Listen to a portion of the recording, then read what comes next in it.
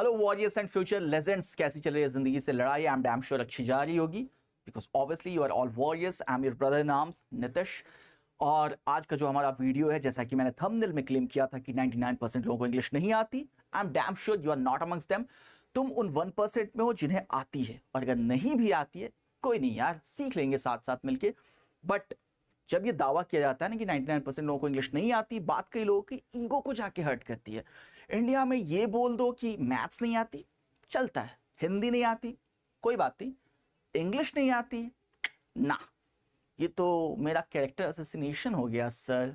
मुझे इंग्लिश कैसे नहीं आती? अनपॉसिबल। अभी प्रूव करते हैं।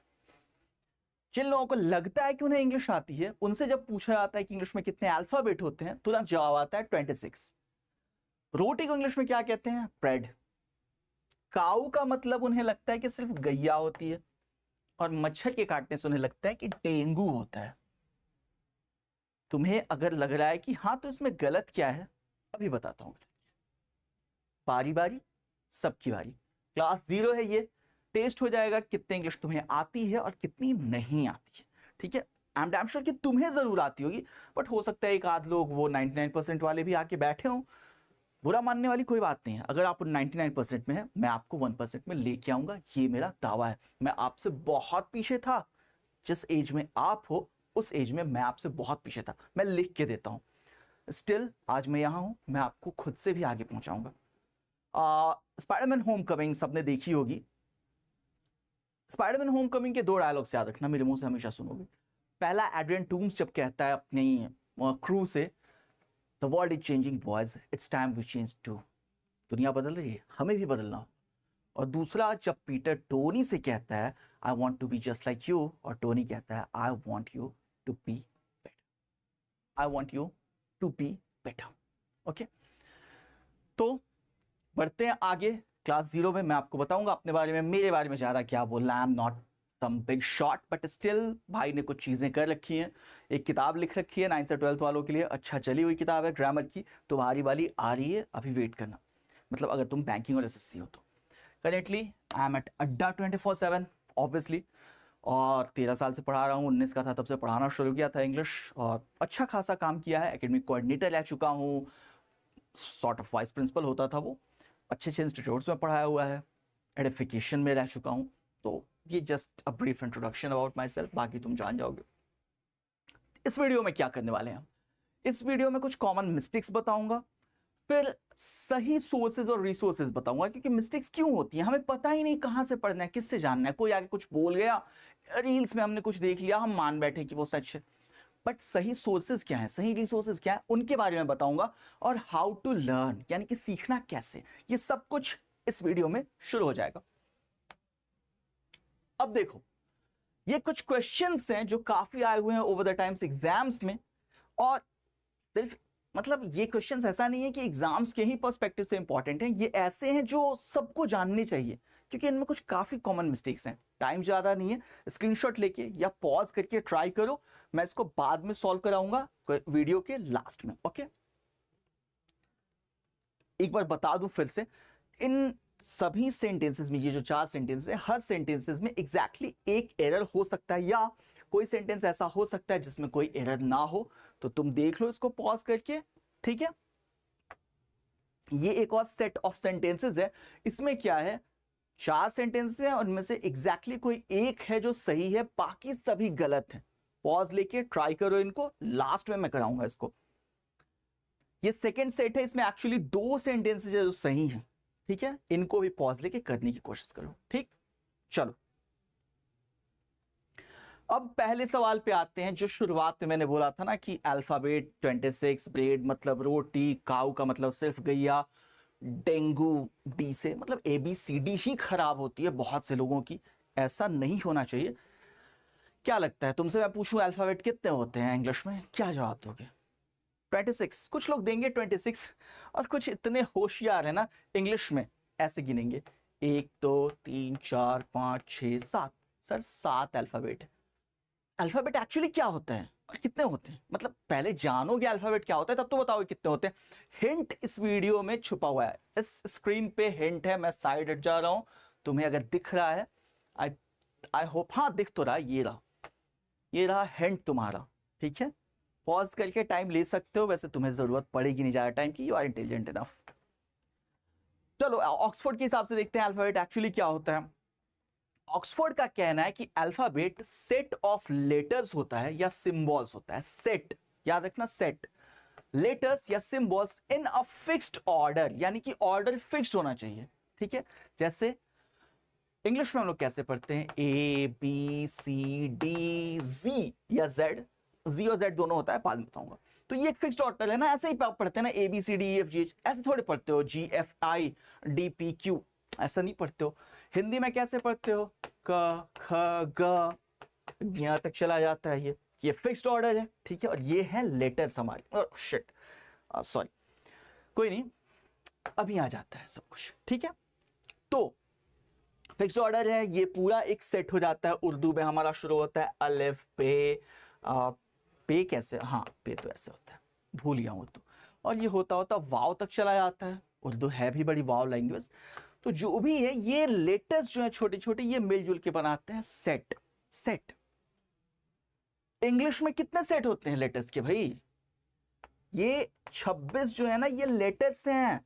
क्या था अभी डेफिनेशन में, लेटर्स और symbols in a fixed order. तो ये लेटर्स और सिंबल्स हैं फिक्स्ड ऑर्डर में, और ये जो पूरा सेट है ना, ये अल्फाबेट है।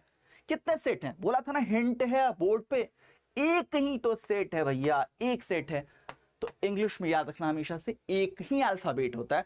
और एक्चुअली इसको इंग्लिश अल्फाबेट कहते भी नहीं, इसको कहते हैं रोमन अल्फाबेट या लैटिन अल्फाबेट। 152 लैंग्वेजेस हैं ऑल ओवर वर्ल्ड में, थोड़ी ज्यादा है जो इसका यूज करती हैं, और सब अपने अपने हिसाब से इनके लेटर्स को थोड़ा एडजस्ट करती हैं। सारी चीजें हम लोग पढ़ेंगे धीरे धीरे। तो आज के बाद कभी कोई पूछे अल्फाबेट कितने होते हैं, तो तुम ये नहीं कहोगे 26। आई होप कि, सॉरी आई एम श्योर कि तुम में से काफी लोगों को ये पता होगा पहले से, ठीक। अब कुछ बच्चे पूछते हैं कि सर इसका कॉम्पिटिटिव एग्जाम्स में क्या रोल है, सर ये सीख के हम क्या करेंगे, ये तो सिर्फ ऐसे ज्ञान की बात हो गई, हम किसी के सामने ज्ञान झाड़ रहे हैं। भाई ऐसा नहीं है। एसएससी ने ये क्वेश्चन 2 बार पूछा है, 2 बार, और दोनों बार ये 2 मार्क्स का क्वेश्चन था। एक ऐसा देश जहां 0.25 मार्क्स से लोगों की नौकरी चली जाती है, कई बच्चे सुसाइड कर लेते हैं। करना नहीं चाहिए यार, तुम वॉरियर्स हो, तुम अंत में तुम जीत कर रहोगे, चाहे तुम्हारी गवर्नमेंट जॉब हो या कुछ और, you will win eventually, not immediately, ठीक है। तो बट स्टिल मार्क्स मैटर करते हैं यार। तो जिस देश में 0.25 से नौकरी छूट जाती है, बचपन का प्यार किसी और के साथ चला जाता है, उस देश में ऐसी गलतियां मैटर करती हैं दोस्त। ऐसी छोटी छोटी चीजें बहुत जरूरी होती हैं। एसएससी ने 2 बार क्वेश्चन पूछा था, देख लो। Bobby learn the alphabets at the age of 2, 2015 का ये क्वेश्चन है, ठीक है। टियर 1 में पूछा था, Bobby learn the alphabets at the age of 2। अब जिस बच्चे को ये लगता है अल्फाबेट्स 26 होते हैं, उसको ये दिखा नहीं होगा, लेकिन जिसको याद है अल्फाबेट एक ही होता है, वो तुरंत पहुंच गया होगा कि अरे अल्फाबेट जब एक होता है तो प्लूरल कैसे हो सकता है। सिंपल, उसने गलती निकाल दी होगी और उसको 2 मार्क्स मिल गए होंगे, ठीक। अब एसएससी ने इसी क्वेश्चन को रिपीट किया, बॉबी ही में बदल गया, 2 4 में बदल गया, बाकी पूरा का पूरा क्वेश्चन वही रह गया। सोचो एसएससी को क्या लगा होगा कि अभी भी बच्चे इसमें फंस सकते हैं। तो 2 बार ये क्वेश्चन आया, 2015 में और 2016 में।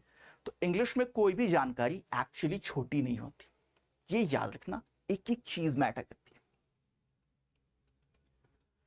अब ये तो ए से अल्फाबेट था, बी से है ब्रेड। सबको लगता है बी से ब्रेड होता है। पिछली स्लाइड मैंने ब्लैंक क्यों छोड़ी थी बी से, अभी बताता हूं। देखो सबसे पहले समझो, ब्रेड नाम की जो चीज है ना, वो एक बड़ा अम्ब्रेला है, ठीक है, बहुत बड़ी छतरी है ये। इस छतरी के नीचे बहुत सी छोटी छोटी छोटी छोटी चीजें आती हैं। रोटी को इंग्लिश में ब्रेड नहीं कहते हैं, ना ही रोटी को इंग्लिश में चपाती कहते हैं, ठीक है। रोटी एक अलग चीज है, चपाती एक अलग चीज है, ब्रेड इन सबको इंक्लूड करती है। अभी के अभी पहुंच करो, ऑक्सफोर्ड डिक्शनरी खोलो और जाके उसमें खोजो, रोटी मिलेगा, चपाती मिलेगी। रोटी की भी एंट्री, चपाती की भी एंट्री, ब्रेड की भी एंट्री। कुछ डेढ़ सियाने पढ़ाते हैं इसको टॉर्टिल्ला। गॉडजिला का भाई थोड़े ये टॉर्टिल्ला, या स्पेनिश में ये डबल एल जहां जाता है ना, यह हो जाता है, तो इसको पढ़ते हैं टॉर्टिया, टॉर्टिया।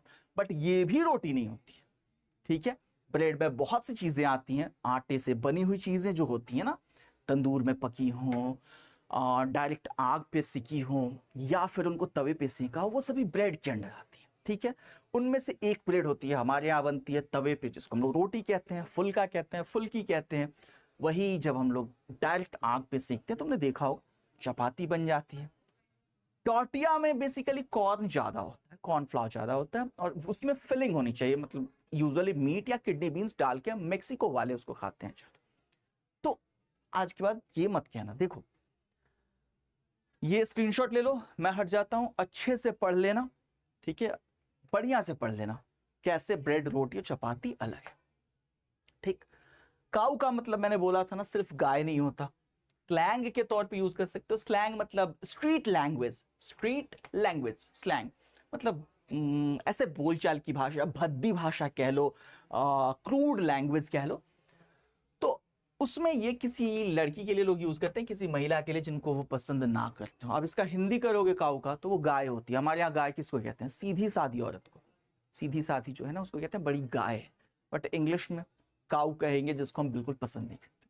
ठीक है, ऑस्ट्रेलियन इंग्लिश में या एनजी इंग्लिश में ये काफी अनप्लेजेंट लोगों के लिए यूज होता है, या सिचुएशन के लिए भी अलग यूज होता है। आई एम ए काऊ, ऐसा लोग कहते हैं वहां।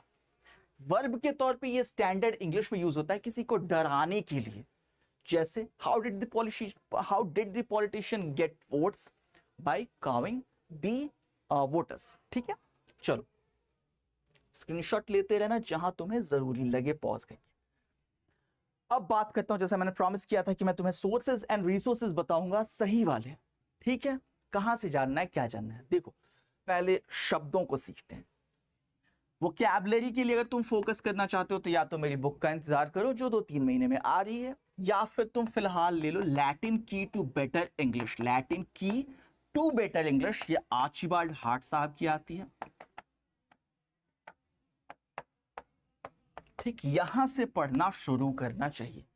पहले ये पढ़ो और तब पढ़ना word power made easy. Norman Lewis की ये तो सबको पता होगा। यहां से तुम अपनी वोकैबुलरी अच्छी कर सकते हो।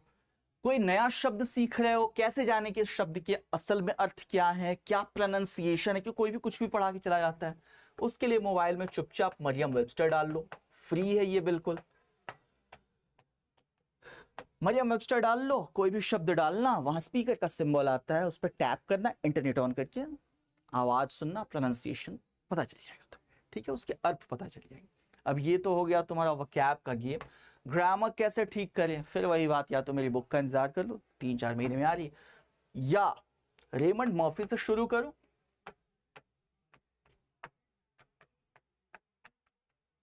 और माइकल स्वॉन तक पहुंचो,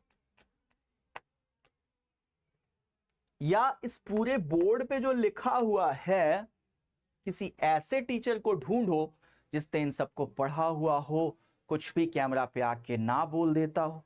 अरे ये तो मैं ही। तो मेरे साथ रहोगे तो क्या कहते हैं पंजाबी में, साडे नाल रहोगे तो ऐश करोगे, करवा के रहूंगा, ट्रस्ट।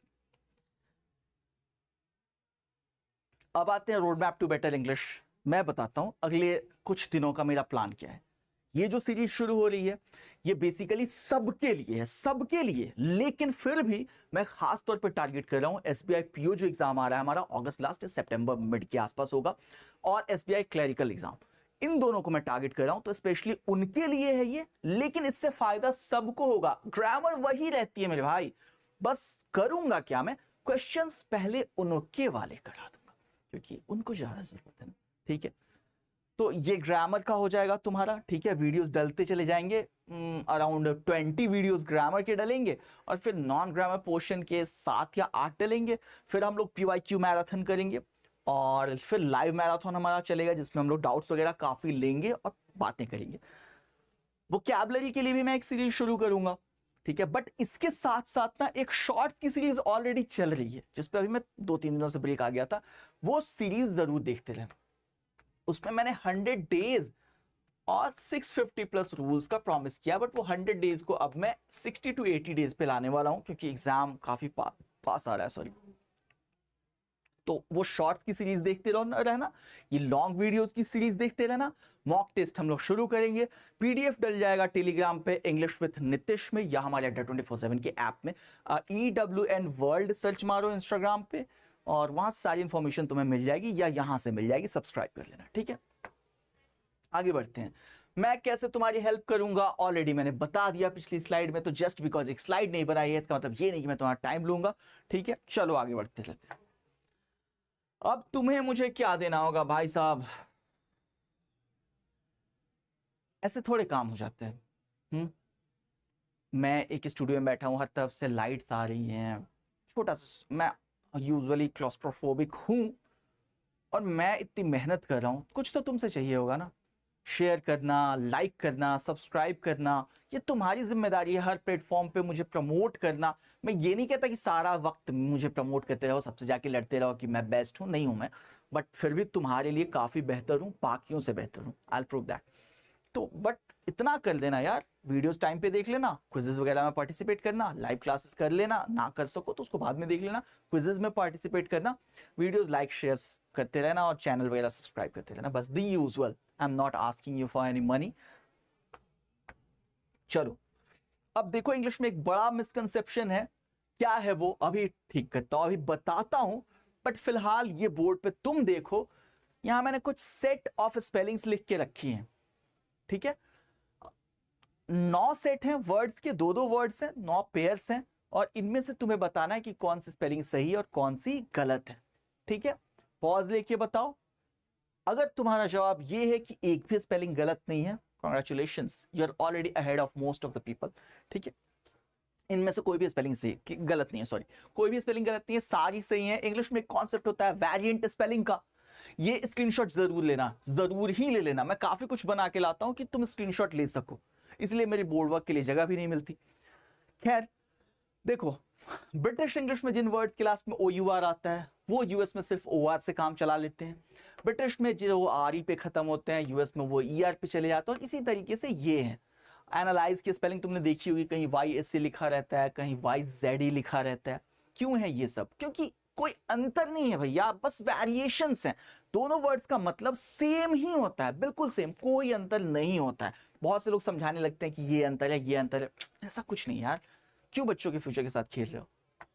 ये वेरिएशंस हैं जिनमें से ये वाला काफी कॉमन है, दोनों सेम है, दोनों सेम है, ये सब सेम है पैरेलली। अब तुम कहोगे कि हमारे लिए क्या यूज है, अभी बताता हूं। कॉम्पिटिटिव एग्जाम्स में देखो कैसे यूज है, पहले ये समझ लो कि उनके फॉर्म्स भी वैसे ही इवॉल्व करते हैं, यानी कि उनमें भी वेरिएशन आता है। इतना ही नहीं, यूके इंग्लिश में जो RE पे खत्म होता है वो ER पे यूएस में चलता है, बट इसके एक्सेप्शंस भी हैं। ये इसलिए डाला था ना क्योंकि बच्चे सिर्फ इतना, कई लोग सिर्फ इतना पढ़ा देते हैं। इंग्लिश क्यों डेप्थ में पढ़नी जरूरी है ये बता रहा हूं मैं तुम्हें, ठीक। एक्सेप्शंस हर चीज के एग्जिस्ट करते हैं, हर चीज। ब्रिटिश इंग्लिश में हर वर्ड जो RE पे खत्म होता है वो जरूरी नहीं यूएस इंग्लिश में ER पे खत्म होता हो, ठीक है। एकर, मैकबर, मैसकर नहीं, मैकबर नहीं, मेडियोकर, ठीक है। ये 3 एग्जाम्पल्स हैं जो दोनों में सेम स्पेलिंग रखते हैं। फिर तुम पूछोगे कि क्या यूज है इनका कॉम्पिटिटिव एग्जाम्स में, अभी बताता हूं। I have lived in this neighbourhood since 5 years। डोयर, पॉज करके ये क्वेश्चन करने की कोशिश करो, ठीक है। ये आया हुआ है किसी एग्जाम में, मुझे उसका नाम याद नहीं आ रहा, आउट ऑफ द ब्लू एक मुझे ये क्वेश्चन याद आया था जब मैं ये नोट्स बना रहा था। तो हुआ ये था, जब बच्चे मेरे सामने ये क्वेश्चन लेके आए आज से 2-2.5 साल पहले, सबने, ऑलमोस्ट सबने इसको एरर माना था। क्यों? क्योंकि सबने आज तक नेबरहुड की स्पेलिंग में BOUR देखा था। उन बेवकूफों से इतनी बड़ी गलती हो गई कि उन्हें यह नहीं पता था कि प्रेजेंट परफेक्ट टेंस जब हम बनाते हैं, sorry, present perfect continuous tense बनाते हैं, तो ऐसे एक्सप्रेशंस होते हैं जो बताते हैं कितने टाइम से, वहां सिंस नहीं लगता है, फॉर लगता है। एरर यहां है, और कैसी एरर है? बिल्कुल ऑब्वियस एरर है, बट स्पेलिंग वेरिएशन को उन्होंने एरर मान लिया। एग्जामिनर्स इस चीज को खूब एक्सप्लॉइट कर रहे हैं। अब एक वक्त में लोग कहते थे कि हमारे यहां से ब्रिटिश इंग्लिश चलती है, फेंक दो उस बात को खिड़की से बाहर। अब ऐसा नहीं है, स्टैंडर्ड एकेडमिक इंग्लिश से क्वेश्चंस आते हैं, चाहे वो ब्रिटिश हो, अमेरिकन हो। ओवर द टाइम मैं आपको बताऊंगा कि कैसे इस कॉन्फ्लिक्ट को एक्सप्लॉइट किया जा रहा है एग्जाम्स में, ठीक है, तो ये क्वेश्चन आया हुआ था। अगर थोड़ा ध्यान आगे बढ़ाते बच्चे तो दिख जाता उनको कि अरे यार बड़ा ऑब्वियस एरर है ये तो। आईबीपीएस ने पिछले साल 10 नवंबर को जो एग्जाम हुआ था उसमें ये क्वेश्चन था, इसमें कोई एरर नहीं था, लेकिन ये रीअरेंज वाला था, जो रीअरेंज वाला हमारा पार्ट होता है ना, ठीक है, उसमें ये था। और उसमें तुम देखो नेबरहुड की स्पेलिंग क्या है, यानी कि आईबीपीएस भी अब अमेरिकन इंग्लिश को प्रमोट कर, सिर्फ आईबीपीएस नहीं, एसएससी में भी, कैट और गेट में तो है ही। अब क्वेश्चंस ब्रिटिश इंग्लिश के रूल से नहीं पूछे जाते हैं भाई, अब वो पूछे जाते हैं स्टैंडर्ड इंग्लिश के रूल से, जो एकेडमिक इंग्लिश होती है, और सब मैं बताऊंगा तुम्हें ओवर द नेक्स्ट 60 डेज। तो अब ये गलती कभी मत करना, ये मत सोचना कि सिर्फ ब्रिटिश इंग्लिश ही हमारे यहां चलती है, ऐसा नहीं। The earth revolves round the sun, ये क्वेश्चन अगर आ जाएगा तो बहुत से लोग राउंड को अराउंड बना के चले आएंगे, बोलेंगे एरर यहां है, हमने तो आज तक अराउंड ही देखा था, ये राउंड क्या होता है, जबकि एक्चुअली अराउंड अमेरिकन इंग्लिश का है, जो तुम आज तक यूज करते आ रहे हो, तुम कहते हो हमारे यहां ब्रिटिश इंग्लिश चलती है। राउंड एक्चुअली ब्रिटिश इंग्लिश है, अराउंड अमेरिकन इंग्लिश है, याद रखना। और लेकिन दोनों के अर्थ एक जैसे ही होते हैं जब उनका मतलब लगभग हो, पास आने के से नहीं, लगभग के सेंस में बस अलग हो जाता है, सॉरी। तो जब लगभग का मतलब होता है ना, तो हम लोग राउंड यूज नहीं करते, तब हम वहां अराउंड यूज करते हैं। बाकी पास आना, इधर उधर होना, इन सेंसेस में के आसपास वाला, तो वो अराउंड अराउंड सेम ही रह जाते हैं, ठीक है। Round the corner, around the corner दोनों सही है, पास में ही इनका मतलब होता है। अब 4 ऐसे वर्ड्स हैं जिनमें अक्सर टीचर्स बच्चों को कंफ्यूज करके रखते हैं। कई टीचर्स बच्चों को समझाते हैं कि इनमें से एक फॉर्मल है, दूसरा इनफॉर्मल है। ये इतनी ट्रैश नॉलेज है ना, मैंने तो ध्यान ही नहीं दिया आज तक कि वो क्या समझा रहे हैं, क्योंकि ये गलत है भाई। दोनों का मतलब सेम ही, एक ब्रिटिश का है, एक यूएस का है, सिंपल। एक मैडम काफी इंटरनेट पे इसको पढ़ाती रहती है कि अमंगस्ट वॉवेल साउंड्स के पहले, अमंग कॉन्सोनेंट के पहले।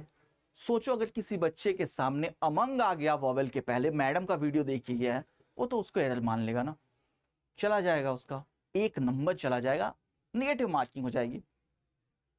तो चीजों को चेक करना, खुद से चेक करना। मैंने तुम्हें बताया था ना, ग्रामर के लिए कुछ बुक्स बताई थी। कई बच्चों की क्वेरी होती है कि अभी बुक्स नहीं खरीद सकता, पैसे नहीं है। मैं बताता हूं यार, इंटरनेट पे 2 सोर्सेज याद रखना, एक तो कैम्ब्रिज है और दूसरा है ब्रिटिश काउंसिल। कैम्ब्रिज ग्रामर भी है, मतलब कैम्ब्रिज तो वैसे यूनिवर्सिटी है जो अपना सब कुछ पब्लिश करती है। रेमंड मर्फी वाली जो बुक मैंने बताई थी वो भी तो कैम्ब्रिज से आती है। तो कैम्ब्रिज ग्रामर सर्च मारना, ठीक, तुम्हें उसकी साइट मिल जाएगी। उस पर चीजों को एक्सप्लोर करना शुरू करो, खुद से रूल्स वगैरह पढ़ना शुरू करो, बहुत बढ़िया होगा तुम्हारे लिए। फिर ब्रिटिश काउंसिल पे जा सकते हो, और कुछ एडवांस चीजें हैं वो मैं तुम्हें नहीं बताऊंगा, स्टैक एक्सचेंज वगैरह, उनमें उलझ जाओगे, ठीक। चलो अब आते हैं प्रोनाउंसिएशन पे। क्या पढ़ते हो उसको ऑफन।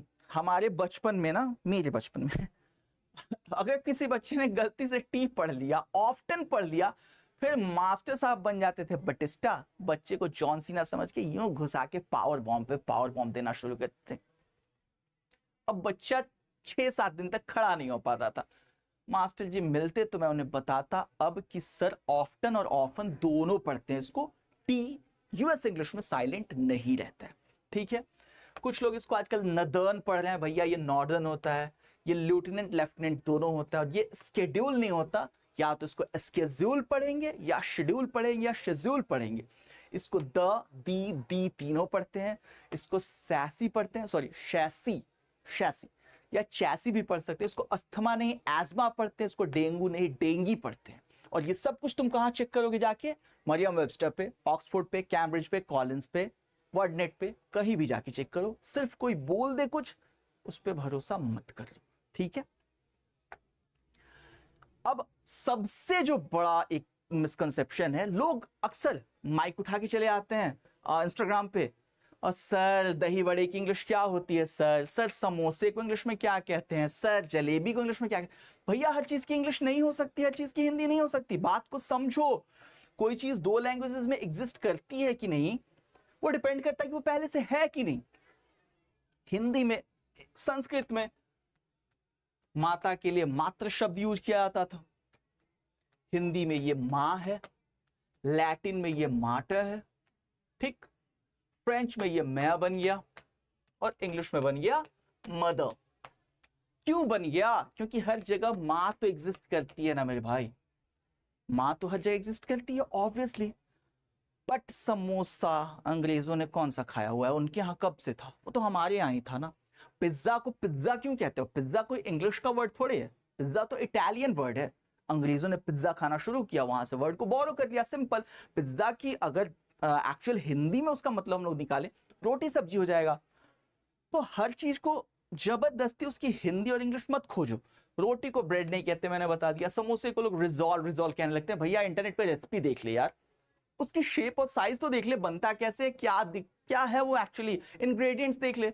रिजॉल्व बिल्कुल अलग चीज है यार, समोसा अलग चीज है, जलेबी को फनल केक बोलने लगते हैं, कंप्लीटली डिफरेंट चीजें। जूठा का कॉन्सेप्ट इंग्लिश में था ही नहीं। धर्म बिल्कुल अलग चीज होती है, रिलीजन बिल्कुल अलग चीज है, ठीक है। स्क्रीनशॉट्स ले लो इन वर्ड्स के जो काफी ज्यादा इंग्लिश में यूज होते हैं, जो हिंदी से गए हुए हैं एक्चुअली। अब हिंदी के शब्दों का इंग्लिश में क्यों इस्तेमाल किया जा रहा है? अगर उनका इंग्लिश हो जाता तो क्यों इस्तेमाल करते हैं यार? लोन वर्ड्स नाम का कोई कॉन्सेप्ट होता है, अनट्रांसलेटेबल्स नाम का कोई कॉन्सेप्ट होता है।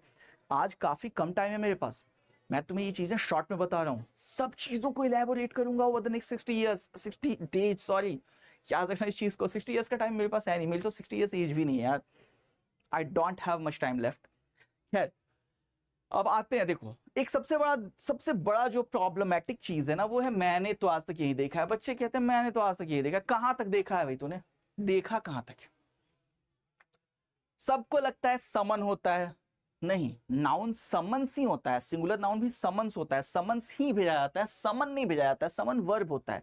सबको लगता है हेडक्वार्टर होता है, हेडक्वार्टर्स होता है। तो यहां समन्स बिल्कुल सही है, पूरा सेंटेंस है, यहां हेडक्वार्टर या हेडक्वार्टर्स होगा।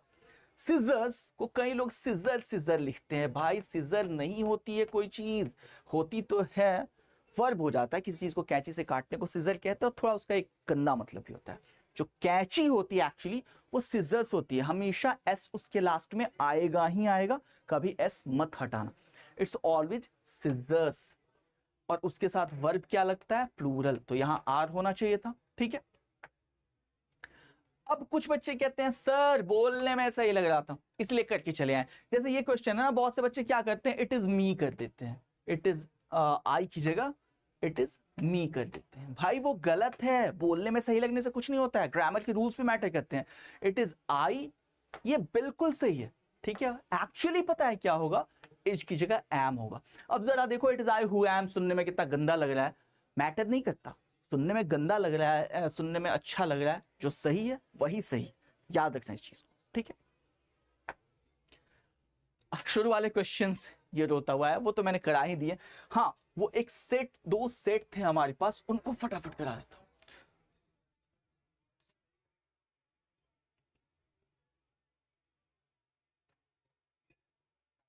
पहला सेट, इसमें एक्चुअली कौन सा सही है? ये वाला सही है।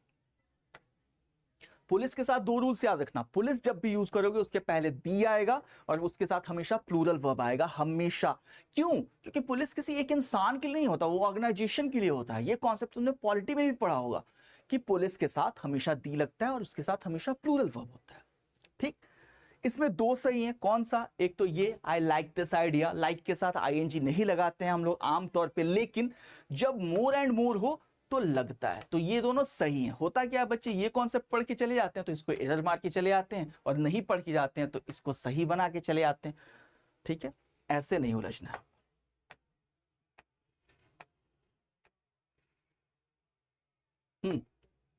अब एक और दिक्कत ये हो जाती है, एक और दिक्कत बस ये हो जाती है कि कुछ ऐसे टॉपिक्स हैं हमारे यहाँ जो पढ़ाए ही नहीं जाते, और बच्चों को कईयों का तो उसका नाम भी नहीं पता यार, ठीक है। डिटर्मिनस कोई नहीं पढ़ाता, काफी जरूरी है, ये काफी जरूरी है। कनेक्टर्स बहुत से लोग नहीं पढ़ाते हैं, काफी जरूरी है। एलिप्सिस कई जगहों पे तो लिखा भी नहीं रहता। क्वेश्चन टैग्स बहुत कम लोग पढ़ाते हैं। इंटरजेक्शन, इनसे तो लोगों को लगता है क्या ही क्वेश्चन आएगा, जबकि एसएससी ने क्वेश्चन पूछ दिया था 2024 में। एसएससी सीजीएल का क्वेश्चन है ये। पर the city view from the Eiffel tower is amazing. इसमें एरर कहां था? ऑब्वियसली इसमें था। ये दिखाता है ठंड को, इसका यूज अमेजमेंट के लिए नहीं होता है, तो इसमें यहाँ ये एरर था, कभी ये मत सोचना इंटरजेक्शन से क्वेश्चन नहीं आएगा। ये मैं इसलिए बता रहा हूँ, इंग्लिश को जब पढ़ना है ना, शुरू से लेके अंत तक थॉरली पढ़ना है। क्वेश्चंस कहीं से भी आ सकते हैं, कहीं से भी आ सकते हैं। पैटर्न बदल रहा है, बोला था ना मैंने, द वर्ल्ड इज चेंजिंग। दुनिया बदल रही है, दुनिया इवॉल्व कर रही है। एग्जाम्स का पैटर्न देखो, हर रोज इवॉल्व कर रहा है, हर रोज exams tougher by the day होते जा रहे हैं। क्यों? सीट्स कम होती जा रही हैं, एस्पिरेंट्स बढ़ते जा रहे हैं, ऑब्वियसली उनको टफ करना होगा ना। We are actually playing a musical chair and the number of chairs is decreasing by the day and the music can stop at any moment. ध्यान रखना इस बात को, ठीक है। कुछ लोग आते हैं इनके जैसे, पूरी उम्र इन्होंने बर्बाद कर दी, सही से प्रिपरेशन नहीं की। ये वो होते हैं ना, इनको जल्दी जल्दी सब करना होता है, 30 दिन में इंग्लिश सीख लेंगे, 30 दिन में इनको अंग्रेजी सीखनी होती है भाई साहब को, और इनका वो 30 दिन 4 साल 5 साल बीत जाता है, कभी नहीं आता। ये कहते हैं हम mock is God, mock is God, as we say mock is God. Nobody says mock is God, and if anyone saying mock is God, either he or she is naive or they are actually intelligent. Concepts clear है ना? तब मॉक्स जब लगा रहे हो तो तुम्हें समझ में आएगा। कितने लोग हैं जो हमारी कंपनी की तरह डिटेल्ड सॉल्यूशंस देते हैं? स्क्रीनशॉट्स में दिखा सकता हूं, अच्छी अच्छी कंपनीज के जहां तुम मॉक्स लगाते हो, सॉल्यूशन टोटली ऑफ होता है, बिल्कुल ऑफ होता है, ठीक है। तो मॉक तभी काम आएगा जब तुम्हारा कॉन्सेप्ट क्लियर हो, इस बात को याद रखना।